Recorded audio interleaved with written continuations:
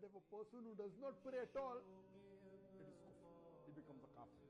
Salat, whoever abandons it is a kafir. إذا مات من لا يصلي فإنه مات كافرا. إلى أن الذي ترك الصلاة عامدا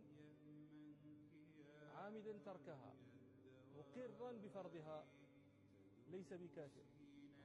Namaz okumayın adam kafir mi? İslam'ın 5 farzının biri ol namaz. Kur'an-ı Kerim'de және hadisтерде намаздарыңды оқыңдар, намаздарың толық орындаңдар деген үкім аяттары жиі қайталанған. Дегенмен кейбір діни ағымдардың ұстанымында намаз оқымайтын мұсылмандарды күпірлікпен айыптап, оларға кәпір деп үкім беруде.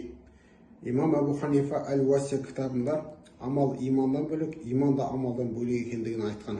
Бұған көп жағдайда мүміннің мойнынан амал жасау міндетінің түсуі дәлел болады дейді. Егер бір кісі намаздың парыздығын жоққа шығаратын болса, яғни мұсылман бола тұра намаз оқу парыз амалдардың қатарына жатпайды деп сеніп тілмен айтатын болса, ғалымдар арасында мұндай адамның діннен шығатындығына талас жоқ.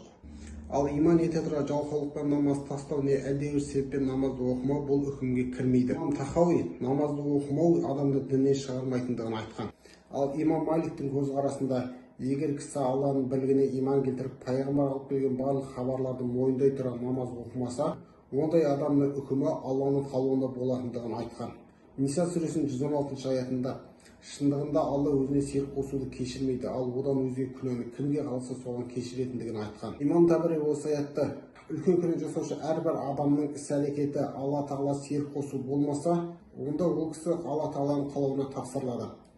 Қаласа кешіреді, қаламаса сол ісі үшін жазалайды. Яғни Алла Тағала серік қосудан басқа кез келген күнәні жасаған адам кәпір болып есептелмейді.